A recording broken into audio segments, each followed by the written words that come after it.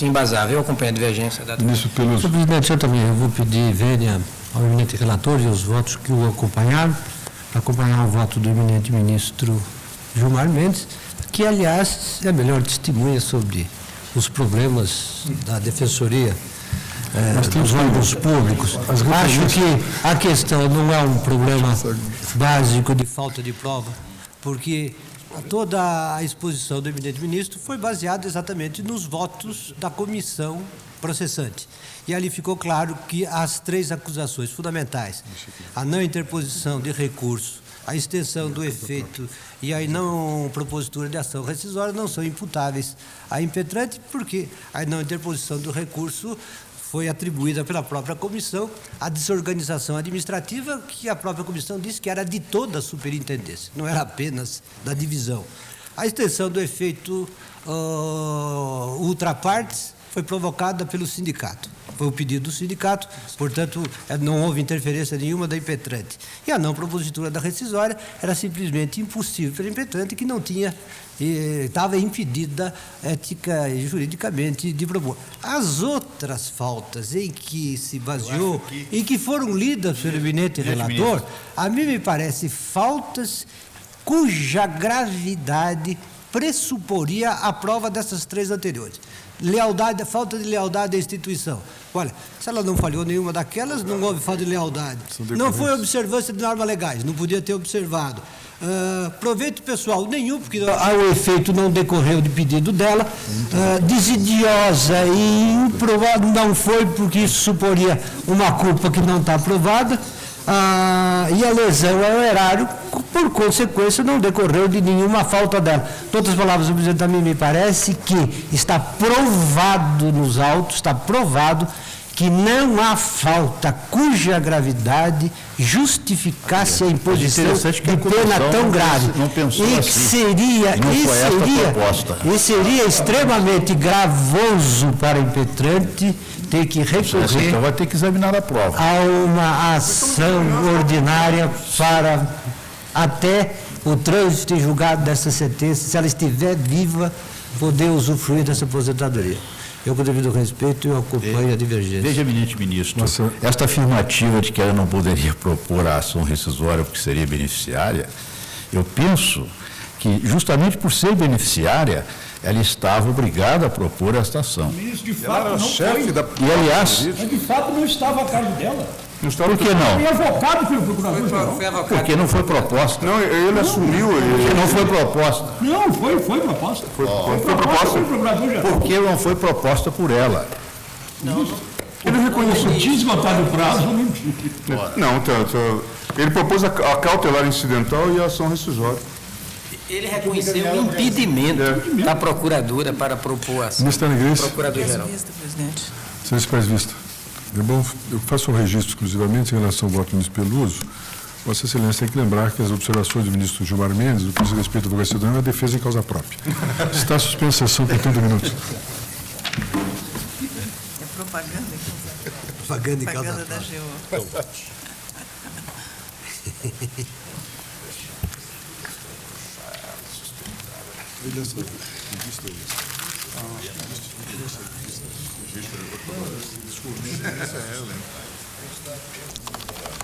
E, portanto, nós temos agora esta primeira sessão deste segundo semestre de 2004 suspensa.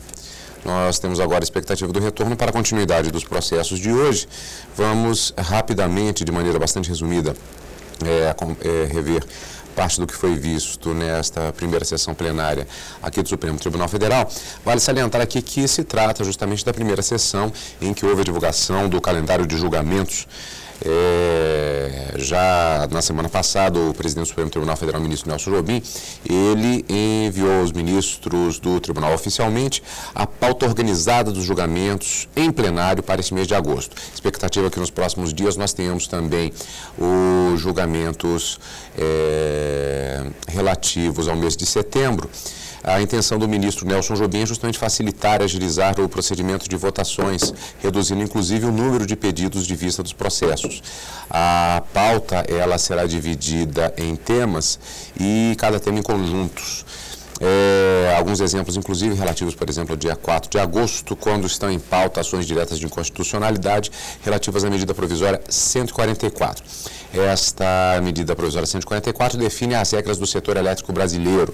O tema subdividido em duas partes, onde serão apreciados mandatos de segurança e outras ações diretas de inconstitucionalidade sobre o assunto. Aqui também, falando a respeito de outros temas previstos para julgamento, antes de passarmos aos processos, no dia 5 de agosto, por exemplo, temas de votações em plenário será a proibição do funcionamento de bingos, e assim sucessivamente, ou seja, a esta pauta temática que, como o ministro Nelson Jobim disse na abertura desta sessão plenária de hoje, é um roteiro básico que pode ser seguido ou não de acordo com a dinâmica dos processos, como nós antecipamos aqui, inclusive, no Jornal da Justiça.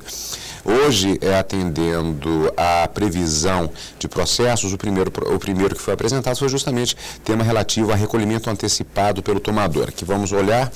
Trata-se do recurso extraordinário 393.946, relator ministro Carlos Veloso. As partes PIM Instalações Limitada versus INSS. Recolhimento antecipado pelo tomador de contribuição social. Aqui, tratando-se de ação relativa à Lei 9.711 de 98, retenção de 11%. Essa lei ela dispõe sobre recuperação, como diz a própria legislação, haveres do Tesouro Nacional e do INSS, bem como utilização de títulos da dívida pública, de responsabilidade do Tesouro Nacional, quitação de débitos com o INSS e alteração de dispositivos de leis que tratam do assunto, bem como outras providências. Vamos direto aqui à decisão. Após o voto do relator, que conhecia e negava provimento ao recurso, pediu vista o ministro César Peluso. Expectativa, portanto, para a continuidade deste processo.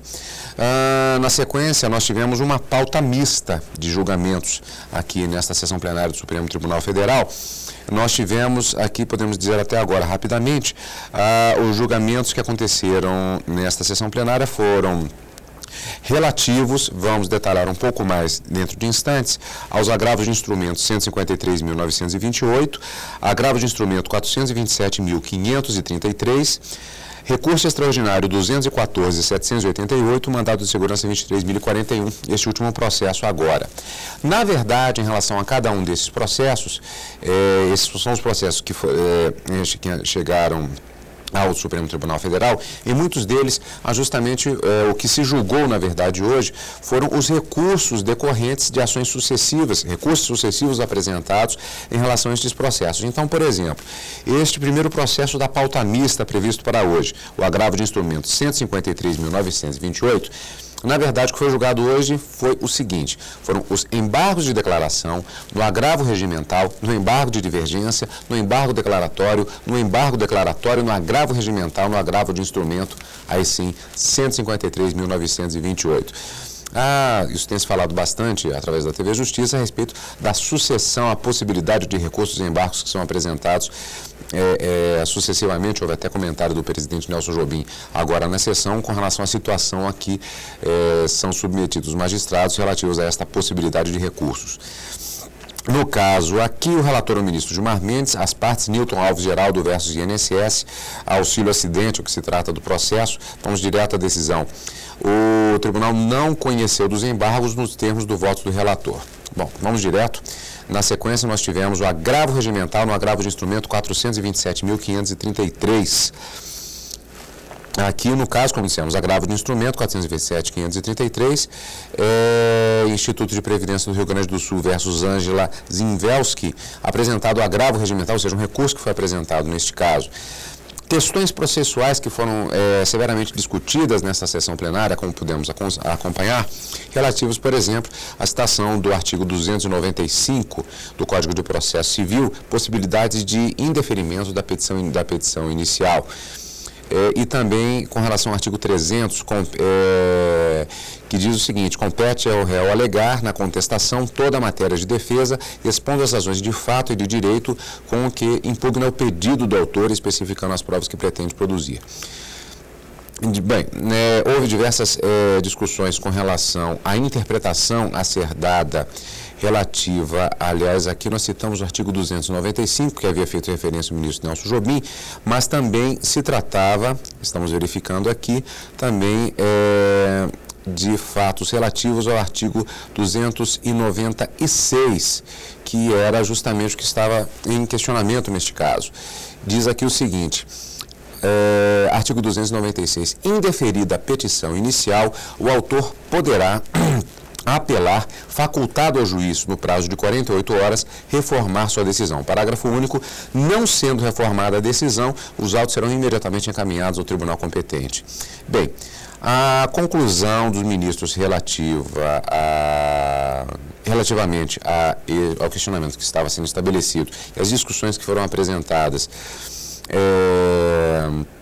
neste processo, a decisão foi a seguinte: o tribunal conheceu, ou seja, aceitou a análise do processo, isso dito, lógico, de maneira mais simplificada, portanto, admitiu a possibilidade de julgamento e desproveu já na decisão o agravo para declarar em interpretação conforme ao artigo 296 do Código de Processo Civil, decidida a matéria pelo tribunal. Bem, aqui vencidos o relator ministro Marco Aurélio Sepúlveda Pertence, lembrando que o ministro Marco Aurélio, relator no caso, discordou houve uma grande discussão, não vamos repeti-la aqui, é claro, nesse sentido, sendo o voto vencido do ministro Marco Aurélio neste caso.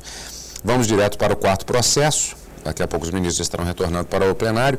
Agravo regimental nos embargos de divergência, nos embargos declaratórios, no recurso extraordinário 214.788. Carlos Aires Brito, relator, União Federal versus Magnus Sociedade Previdenciária. Aqui tratando-se de ação declaratória de imunidade tributária que havia sido apresentada exatamente por Magnus Sociedade Previdenciária, uma entidade privada de previdência social contra a União. O objetivo: a declaração de imunidade tributária referente à possibilidade de se exigir no pagamento do imposto sobre renda, incidente na fonte, sobre dividendos, juros e demais rendimentos de capital recebidos pela autora nos termos da Constituição. No caso aqui, a alegação da inconstitucionalidade de decreto-lei que restringiu a imunidade decorrente da Lei 6.435 de 77 e da Constituição Federal. Bem, a terceira turma do Tribunal Regional Federal da Primeira Região negou o provimento à apelação que havia sido apresentada e a União apresentou recursos relativos a esta decisão. Bem, o processo teve andamento e aí por isso tivemos agravo regimental nos embargos de divergência, nos embargos declaratórios, no recurso extraordinário, que por sua vez foi apresentado pela União, dando-se sucessivos julgamentos até chegarmos a esse julgamento de hoje, que teve o provimento negado, conferindo, tem sido no caso o ministro Marco Aurélio. Na sequência, nós tivemos o quinto processo, que é este último desta primeira parte, voto vista ministro Gilmar Mendes no mandado de segurança 23.041. No dia 19 de março de 2003, após o voto do ministro Carlos Veloso, relator, no caso indeferindo a ordem, consequentemente cassando a liminar que foi concedida, pediu vista o ministro Gilmar Mendes. Vale lembrar que no dia 28 de abril de 2004, foi renovado o período de vista do ministro Gilmar Mendes. E hoje tivemos a análise do voto, tivemos a apresentação do voto vista do ministro pela concessão do mandado de segurança, neste caso, que envolve a impetrante que exerceu chefia da Procuradoria Jurídica do IBAMA em Florianópolis, em Santa Catarina, no período de setembro de 93 a maio de 1996.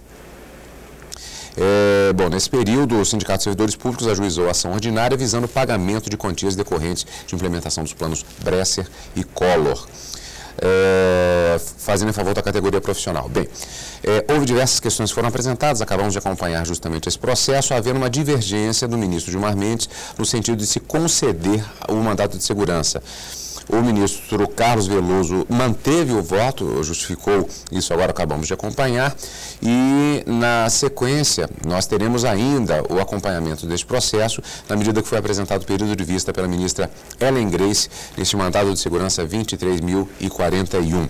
A sessão foi suspensa e nós teremos o retorno logo após o intervalo, e a expectativa é, dada a antecipação das matérias anunciadas nesta pauta prévia e temática pela iniciativa da presidência do Supremo Tribunal Federal, deveremos ter ainda hoje o julgamento, já nesta pauta mista, das seguintes ações: mandado de segurança 23.410, 24.352 e 4 ações diretas de inconstitucionalidade, respectivamente 1.878, no caso, embargo de declaração, 692, a ação direta de inconstitucionalidade 3.022 e também a ação direta de inconstitucionalidade 3.080.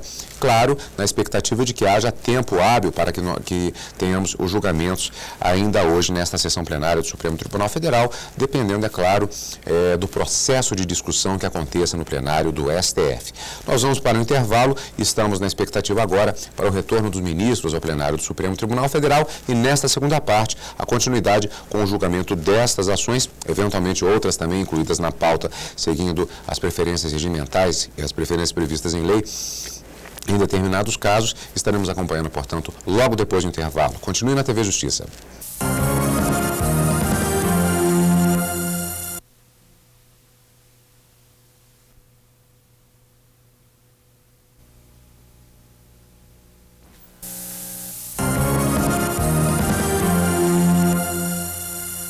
Estamos de volta com Justiça em Ação. Vamos acompanhar agora a segunda parte desta sessão plenária do dia 2 de agosto de 2004. Vamos direto ao plenário do Supremo Tribunal Federal.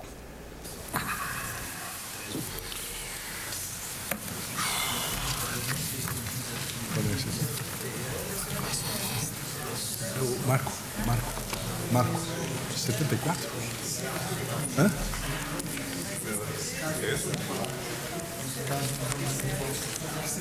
O número é? Tá. Está reaberta a sessão. Antes de prosseguirmos o julgamento, o ministro Marco Aurélio é relator da DPF 54, que trata da questão... Arguente Confederação Nacional dos Trabalhadores na Saúde e trata da interrupção da gravidez, né? Em se tratando de feto sem cérebro. A presidência entende, o ministro Marco Aurélio concedeu liminar e seria caso de vir a referendo ao plenário. No entanto, a presidência entende que seria conveniente de que essa matéria fosse decidida definitivamente e, portanto, eu proponho ao plenário de que nós, o ministro Marco Aurélio, abrisse vista ao senhor procurador-geral e nós pudéssemos julgar depois o mérito já definitivamente. Todos de acordo? O senhor Marco Aurélio está cancelado, então, o referendo e Vossa Excelência, então, com o respaldo do plenário, eu deixo trazer ao referendo. Ministro Gilmar Mendes, mandado de segurança 23.410, impetrante Adailson Afonso Cohen Correia, impetrado presidente da República. Senhor presidente, por ser da Procuradoria-Geral da República, da lavra do subprocurador João Batista de Almeida, assim resume a controvérsia. Trata-se de mandado de segurança contra ato do presidente da República, visando a anulação do seu ato de demissão com retorno ao cargo antes ocupado. Assevera-se na inicial que o impetrante, então servidor público vinculado ao Ministério da Agricultura, exercia a função de agente administrativo na Delegacia Federal da Agricultura do Estado do Amazonas. Em razão de irregularidades nos procedimentos licitatórios, instituiu sindicância, posteriormente processo administrativo disciplinar, que culminou com a demissão do impetrante. Sustenta-se a ofensa ao contraditório e à ampla defesa, sob a alegação de que a comissão de sindicância não oportunizou a inquirição de testemunhas, a apresentação de defesa, a contestação de acusações, o acompanhamento dos atos de instrução, a utilização de recursos. Nas informações, a autoridade coatora salienta essencialmente que o impetrante omitiu o fato de que foi indiciado em regular processo administrativo disciplinar, no qual lhe foi dada a oportunidade de apresentar sua defesa.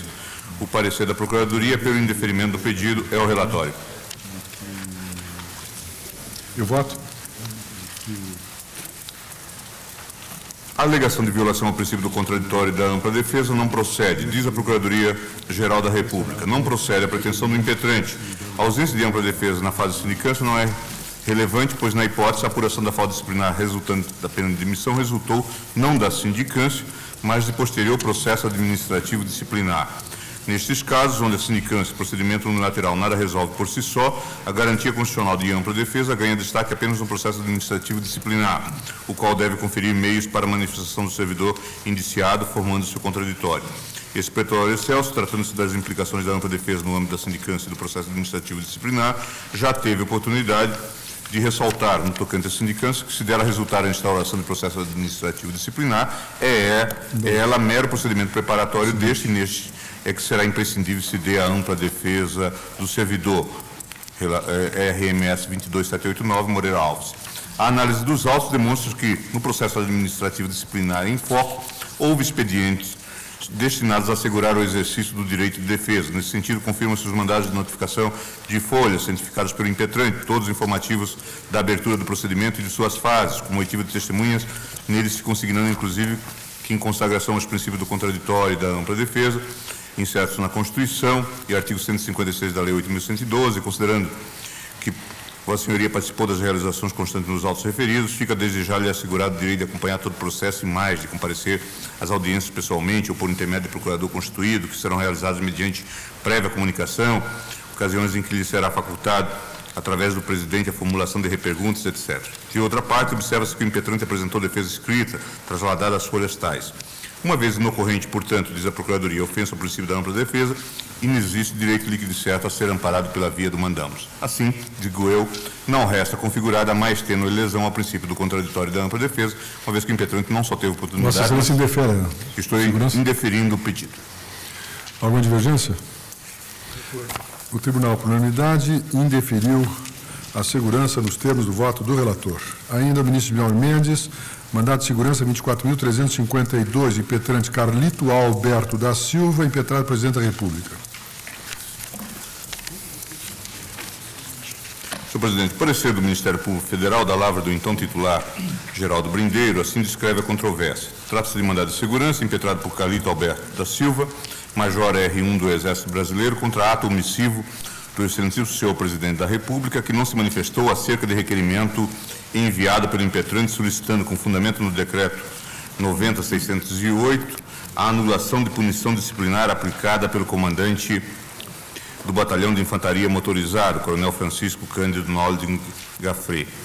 Afirma o impetrante que a punição disciplinar está plenamente eivada de ilegalidade, a uma porque não se dignou a autoridade que o puniu em ouvir o impetrante, principalmente a principal testemunha do fato em caso, o senhor José Maria da Rocha. A duas porque desconsiderou a própria confissão do senhor José Maria da Rocha perante o capitão Rubens do Nascimento Pio, de que não cometera qualquer ilegalidade ou excesso contra ele. O senhor José Maria da Rocha se dirigiu ao então capitão Carlito Alberto da Silva.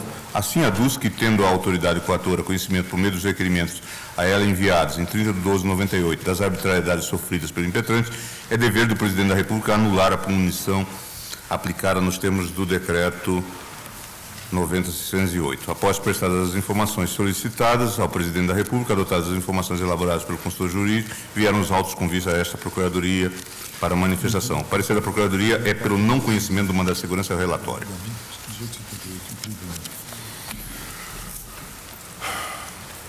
Gilmar? Voto. A propósito da discussão, anota o parecer da Procuradoria-Geral da República. O dispositivo, invocado pelo impetrante como fundamento do presidente mandamos, tem o seguinte teor. O presidente da República e o ministro do Exército podem cancelar uma ou todas as punições de militares sujeitos a este regulamento, independentemente das condições enunciadas no artigo 58. Verifique-se que, de fato, o impetrante enviou, em 29/12/98, requerimento ao presidente da República, solicitando o cancelamento da punição em questão. Entretanto, ao contrário do que afirma, não houve omissão do requerido em face do pedido, pois o requerimento foi enviado por meio do ofício X ao gabinete do ministro do Exército para providências. Ressalta-se ainda que o ministro do Exército, também competente nos termos do artigo 61 do referido decreto para cancelar punições de militares, indeferiu tanto o requerimento quanto o posterior pedido de reconsideração da decisão. Assim, diz a Procuradoria, não há que falar de ato omissivo do presidente da República, pois o próprio envio do requerimento a outra autoridade igualmente competente já descaracteriza a suposta omissão, não sendo possível identificar qualquer ato do impetrado passível de correção por esta via mandamental. Demais disso, a questão foi apreciada pelo ministro do Exército e não pelo presidente da República, razão pela qual qualquer discussão acerca do mérito das decisões deve ser efetuada contra ato daquele, verificando-se flagrante a ilegitimidade passiva ad causa. Nesses termos, senhor presidente, eu estou votando pelo não conhecimento do mandado de segurança em face da ilegitimidade passiva ad causa. Alguma divergência? O Tribunal, por unanimidade, não conheceu da Segurança nos termos do voto do relator. Ministro Carlos Brito. Embargos declaratórios na ação direta de inconstitucionalidade 1878, embargante Partido do Movimento Democrático Brasileiro, embargado Presidente da República e o Congresso Nacional. Senhor presidente, cuida-se de embargos de declaração opostos contra acórdão que, julgando improcedente a ADIM 1878 do Distrito Federal, restou assim emendado, aspas, ação direta de inconstitucionalidade, artigo 5º, caput, parágrafo 1º da Lei 9.528, 10 de 12 de 97. Aposentadoria de magistrados classistas temporários da Justiça do Trabalho. Inaplicabilidade do regime previsto no artigo 93 da Constituição Federal. A nova redação do inciso 6º do artigo 93 da Constituição, dada pela emenda número 2098, não foi capaz de provocar substancial alteração dos parâmetros apontados para a aferição de inconstitucionalidade do ato normativo questionado. Além disso, a superveniência da emenda 24, de 9 de 12 de 99, que extinguiu a representação classista na Justiça do Trabalho ao modificar a redação dos artigos 111, 112, 113, 115 e 116 da Constituição Federal, não retirou a natureza normativa do preceito impugnado, que permanece regendo um número indeterminado de situações que digam respeito à aposentadoria dos juízes temporários, preliminares afastadas, com o consequente conhecimento da ação. Entendimento original do relator em sentido contrário, reconsiderado para participar das razões prevalecentes. Embora a Constituição Federal de 88 tenha conferido, até o advento da emenda 2499, tratamento de magistrados aos representantes classistas da Justiça do Trabalho, a estes não se aplica o regime jurídico constitucional próprio dos magistrados togados, disposto no artigo 93 da Magna Carta. A aposentadoria dos juízes temporários, assim como os demais benefícios e vantagens que a estes tenham sido outorgados, devem estar expressamente previstos em legislação específica. Precedentes, Mandado de Segurança 21466, relator ministro Celso de Mello. E o Mandado de Segurança 22.498, o relator ministro Moreira Alves. Por este motivo é que a aposentadoria dos magistrados classistas já se encontrava disciplinada por diploma legal especial, a saber, a Lei 6.903, de 30 de 4 de 81, recebida pela ordem constitucional vigente e revogada pelos dispositivos ora impugnados. Ação direta de inconstitucionalidade julgada improcedente por decisão majoritária. Digo eu, de início, o embargante sustenta que o acórdão ora combatido padece de flagrante contradição.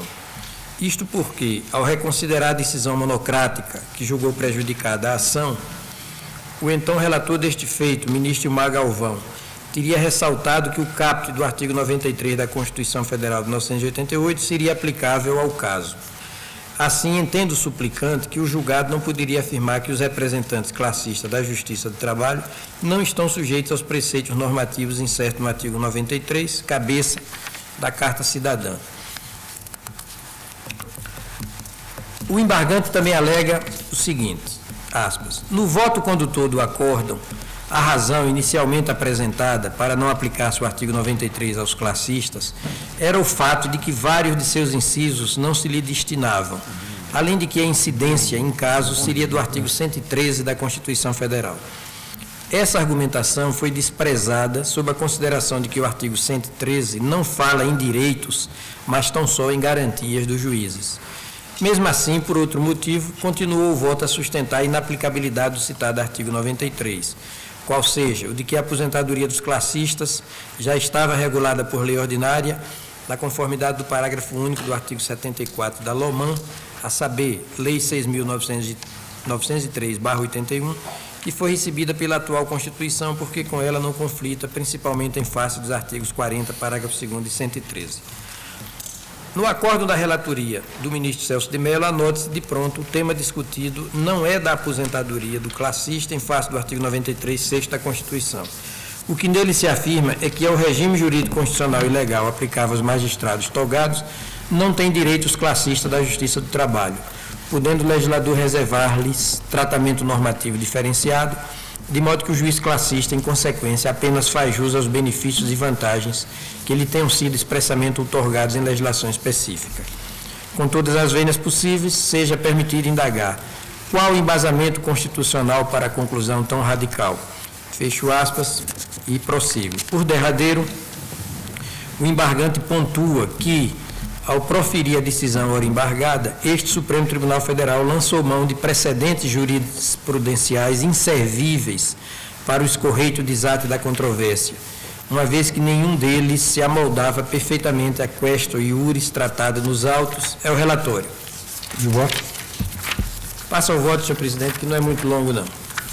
Examino de saída Faço o voto. a tese de que o acórdão fustigado é contraditório, porquanto contrário à decisão monocrática da lavra do ministro Ilmar Galvão, a qual teria ressalvado que o caput do artigo 93 se aplicaria aos juízes classistas da Justiça do Trabalho. Entendo não assistir razão ao embargante, à embargante. Assim o digo porque o parâmetro de controle que deve ser utilizado para aferir se um determinado pronunciamento jurisdicional é contraditório, omisso ou obscuro, é a própria decisão embargada.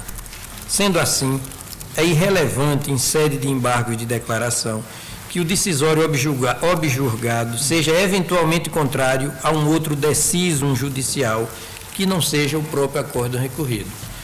Também não merecem acolhimento, senhor presidente, as alegações de que não havia embasamento constitucional legal para que este Supremo Tribunal Federal concluísse que os classistas não têm direito ao mesmo regime jurídico aplicável aos magistrados. E, b, o acórdão embargado é omisso, uma vez que, ao julgado em 1878, este Supremo Tribunal Federal teria buscado fundamento em precedentes inaplicáveis ao caso tratado na referida ação. A bem da verdade, penso, observe que a embargante pretende rediscutir os fundamentos da decisão recorrida. Sobre esse aspecto, cabe pontuar que, na esteira da firme jurisprudência desta colenda Corte, não são os embargos de declaração o veículo processual adequado para se alcançar tal finalidade, conforme agravo de instrumento 260, 206, etc., agravo de instrumento 423, 777, RE 168, 664, entre outros. Ademais, há juízo que não se deve entender como omissão o fato de este tribunal haver adotado tese contrária aos interesses defendidos pelo embargante. Concluindo, é do meu pensar que a este caso também se aplica o disposto no artigo 26 da Lei 9.868/99, que assenta o preceito da irrecorribilidade das decisões proferidas nas ações diretas de inconstitucionalidade e declaratória de constitucionalidade. Preceito esse consistente na impossibilidade, em regra, de rediscussão dos fundamentos do decisório proclamador da validade ou da invalidade do ato normativo impugnado. Com essas razões, com esse fundamento, senhor presidente, meu voto é pela rejeição dos embargos. Alguma divergência? O tribunal, por unanimidade, rejeitou os embargos no termo do voto do relator. Ministro Joaquim Barbosa, ação direta de inconstitucionalidade 692, requerido do Procurador-Geral da República, requerido à Assembleia Legislativa do Estado de Goiás.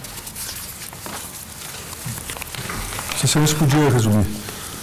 Senão? Vossa Excelência pode resumir, assim, tá? Pode concluir. Senhor presidente, trata-se de ação direta de constitucionalidade proposta pelo Procurador-Geral da República, em face do parágrafo 1º, incisos 1 a 10, e do parágrafo 2º do artigo 67 da Constituição do Estado de Goiás. Os dispositivos estão assim redigidos. Eu me permito não ler, já que o relatório foi distribuído aos senhores ministros. Segundo o recorrente, caberia às leis orgânicas municipais a fixação do número de vereadores das câmaras legislativas municipais. As constituições estaduais também poderiam dispor sobre o tema, mas desde que respeitados os limites estabelecidos na Constituição Federal. Ademais, sustenta que os dispositivos impugnados teriam violado o princípio da proporcionalidade esculpido no artigo 29, inciso 4. Para tanto, afirma, aspas, bastando ver, por exemplo, que fixou o número de 13 vereadores para os municípios com população de 30.001 a 50.000 habitantes, ou o número de 55 vereadores para os municípios com população superior a 5 milhões de habitantes, quando a Constituição Federal, para o último caso, estabelece o mínimo de 42 e o máximo de 55 vereadores. traz ainda tabela que demonstra, em sua visão, que os parâmetros estabelecidos pela Constituição Estadual destoam dos critérios estabelecidos pela Constituição Federal. O meu eminente antecessor, ministro Moreira Alves, levando a plenário o pedido de concessão de liminar, considerou que os requisitos do fumus boni iuris e periculum in mora estavam preenchidos. O plenário decidiu, por unanimidade, deferir com eficácia ex nunc o pedido de suspensão liminar da eficácia do parágrafo 1º, incisos 1 a 9, e do parágrafo 2º, todos do artigo 67 da Constituição do Estado de Goiás. Instada a prestar informações, a Assembleia Legislativa do Estado de Goiás defendeu a legitimidade da norma face à Constituição de 1988. A Advocacia Geral da União, manifestando-se nos autos, ratificou os termos das informações da Assembleia Estadual. E a Procuradoria-Geral da República, por sua vez, pronunciou-se pela procedência da ação, o argumento de que a norma estadual teria violado competência dos municípios para dispor sobre o número de vereadores. Portanto, caberia às leis orgânicas municipais, nos limites estabelecidos pela Constituição Federal, o tratamento da matéria. É o relatório. E o voto? É problema de competência, né? É, problema de competência da lei orgânica foi a lei da Isso. Constituição Estadual que fixou. Bom, eu vou... o termo apreço não é novo neste tribunal. Além do julgamento da liminar na presente ação direta, outras vezes o plenário se defrontou com a questão da impossibilidade de estipulação de número de vereadores que não por meio de lei orgânica municipal. E aí eu historio alguns casos em que a questão foi tratada. Tomando como base as referidas decisões, tenho que não há outra possibilidade de se interpretar o artigo 29, inciso 4 da Constituição Federal. Com efeito, este dispositivo é claro ao dispor que cabe à lei orgânica municipal fixar, aspas, o número de vereadores proporcional à população do município, observados os seguintes limites. Os limites a que alude a Constituição Federal são, obviamente, aqueles estabelecidos nas linhas A, B e C. Portanto, é vedado, por expressa disposição da Constituição Federal, às constituições estaduais fixar o número de vereadores. Em suma, senhor presidente, eu estou julgando procedente a ação direta para declarar a inconstitucionalidade do parágrafo 1º, inciso 1 a 10 e do parágrafo 2º, ambos contidos no artigo 67 da Constituição do Estado de Goiás. Vossa Excelência julga improcedente, tendo visto que procedente. Da competência procedente, tendo visto que da competência das leis orgânicas e não da Assembleia nem da Constituição Estadual fixar no vereadores. Alguma divergência? Só para enfatizar que isso diz, essa capacidade do município diz com a sua autonomia político-administrativa e mais de perto com a sua capacidade de autogoverno. Antigamente. Isso sempre se disse isso. Há poucos dias eu estava lendo um voto do ministro Mário Veloso, magnificamente lavrado nessa direção da capacidade de autogoverno de que dispõe o município, exatamente para fixar o número de vereadores, observada a proporcionalidade estabelecida. Então, eu acompanho. O Tribunal por Unanimidade julgou procedente a ação, declarando a inconstitucionalidade do artigo, do parágrafo 1º e 2º do artigo 167 da Constituição do Estado de Goiás, o termo de voto do relator. 67. 67? É. Parágrafo 1º e 2º. Isso. Ainda o ministro Joaquim Barbosa, ação direta de inconstitucionalidade 3022. O requerente Procurador-Geral da República é requerido o governador do Estado do Rio Grande do Sul e a Assembleia Legislativa. Bom, senhor presidente, trata-se de ação direta proposta pelo Procurador-Geral, em que se argui a inconstitucionalidade do artigo 45 da Constituição do Estado do Rio Grande do Sul. O dispositivo atacado tem a seguinte redação. Artigo 45. O servidor público processado, civil ou criminalmente, em razão de ato praticado no exercício regular de suas funções, terá direito à assistência judiciária do Estado. Fecha aspas. É a competência da Procuradoria-Geral do Estado? Não, a Procuradoria-Geral do Estado oficiou ao Procurador-Geral da República. Pois é, mas eu estou dizendo aqui Essa, a prestação de serviço é por quem? tem como assistir judicialmente aos servidores, etc. Isso é atribuição da Procuradoria-Geral do Estado. Defensoria Pública. Defensoria Pública. Defensor público. Processado, civil e criminalmente, os servidores, né? Quando o servidor for processado, civil ou criminalmente. A ação... Porque existe na União uma lei que é a Advocacia Geral. Advocacia Geral da União. A ação ataca ainda a linha A do anexo 2 da Lei Complementar Gaúcha, número 10.194, de 94, e descreve, entre as atribuições do cargo de defensor público estadual, a seguinte, aspas, assistir judicialmente aos servidores estaduais processados por ato praticado em razão do exercício de suas atribuições funcionais. Fecha aspas. O Procurador-Geral da República sustenta a violação do caput do artigo 134, combinado com o disposto no artigo 5º, inciso 74 da Constituição Federal, tendo em vista que esses dispositivos restringem as atribuições da Defensoria Pública à assistência jurídica integral aos que comprovarem insuficiência de recursos.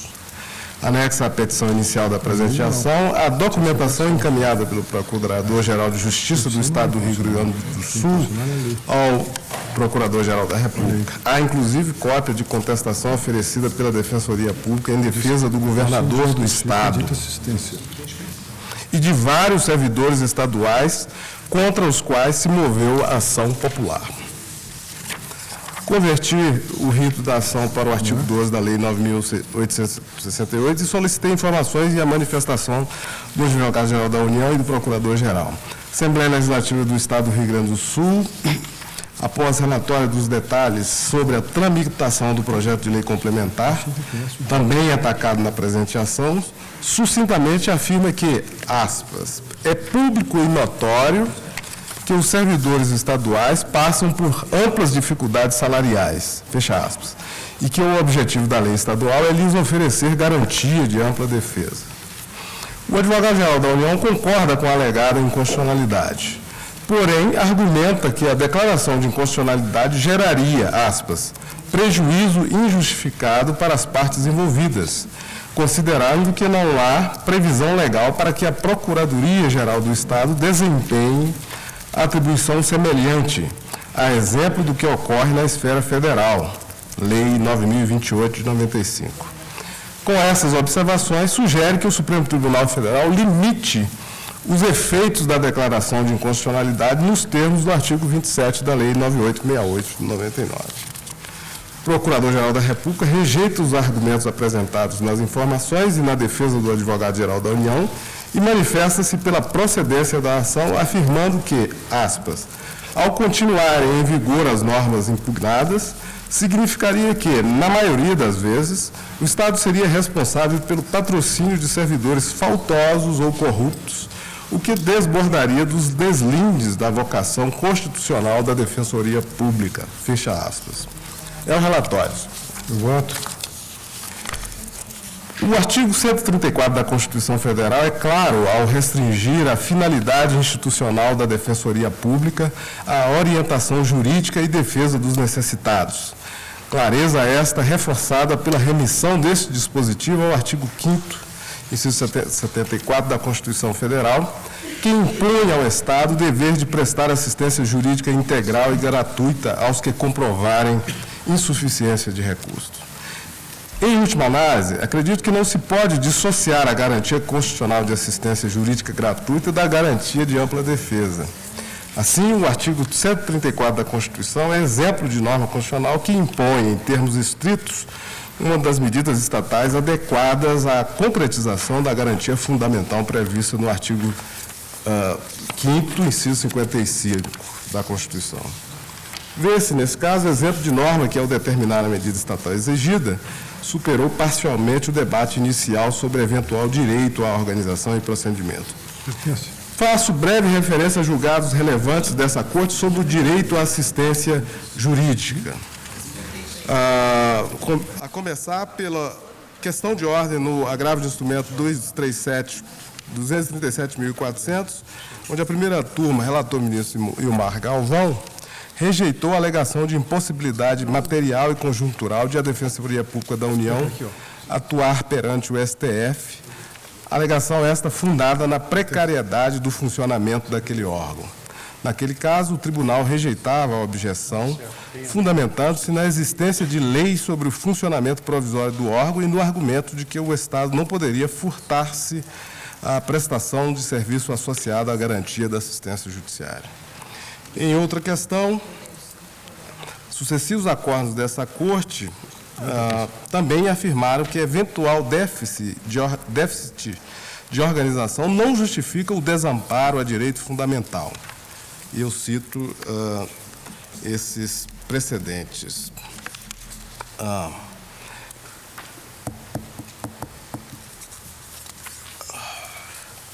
A meu ver, desses precedentes, surge a leitura do STF sobre a dimensão subjetiva do direito fundamental à assistência jurídica prevista no artigo 5º, para assegurar, em casos concretos, individualmente, a prestação da assistência jurídica pelo Estado.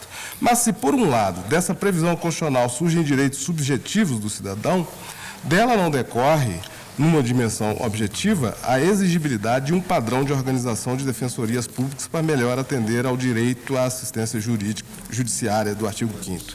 Entendo que a definição da questão constitucional em exame na presente ação se enquadra no reconhecimento dessa dimensão objetiva das regras constitucionais sobre assistência judiciária e organização da Defensoria Pública. A Constituição do Estado do Rio Grande do Sul não atribui expressamente à Defensoria Pública a defesa de servidores processados civil ou criminalmente por atos relacionados ao exercício do cargo público, mas assegura, aspas, assistência jurídica do Estado, fecha aspas, aos servidores.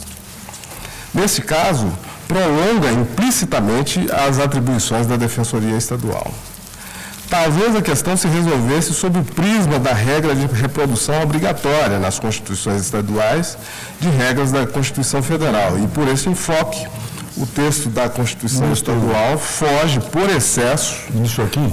Pois não. A Constituição Estadual, a redação não é: o servidor público processado civil ou criminalmente, em razão do ato praticado no exercício regular de suas funções, terá direito à assistência judiciária do Estado. Sim. No sentido lato. Servidor. Sim. Direito lato ao servidor. Mas aí vem a lei complementar. Mas o que tem problemas aí em relação à Constituição Federal não é só a lei complementar? Porque a lei complementar também atribui essa função à Defensoria Pública e, por sua vez... Entende que o modelo, ou melhor, a restrição da Defensoria Pública à defesa dos necessitados é um princípio constitucional. Exato. Eu não consigo baratear de tal modo os princípios constitucionais. De criar essa eu vou chegar lá, senhor presidente. Mas, a meu ver, não basta a afirmação de que o Constituinte Estadual se desviou das referências da Carta Magna. É necessário também ressaltar que, ao alargar as atribuições da Defensoria Estadual, o Constituinte Estadual extrapolou o modelo institucional preconizado pelo Constituinte de 1988. É de se indagar em que extensão essa extrapolação viola o modelo federal. Pode-se argumentar que em nada a assistência jurídica gratuita tenha sido prejudicada pelo acréscimo de atribuições contido na legislação gaúcha. Mas entendo, senhor presidente, que a atribuição de quaisquer outras atribuições à defensoria tende a desvirtuar sua missão institucional vinculada à concretização de um direito fundamental específico, cujo fim é a democratização do acesso à justiça. A defesa de servidores públicos pela Defensoria Gaúcha leva à desnaturação da missão institucional do órgão, tal como a quis a Constituição de 1988. Por via transversa, a não reprodução exata do sistema institucional previsto na Carta Magna importa o risco objetivo de não concretização adequada do direito fundamental à assistência jurídica. A Assembleia Legislativa sustenta que boa parte dos servidores estaduais não dispõe de recursos para defesa judicial por atos praticados em virtude do cargo. Trata-se, a meu ver, de uma afirmação a ser recebida com reservas. Mais do que isso, entendo que tal afirmação beira ao cinismo, pois faz abstração da real situação econômica daqueles que são os verdadeiros destinatários da garantia de assistência jurídica. para os quais o mais baixo estipêndio de dirigentes da administração estadual poderia ser visto como um luxo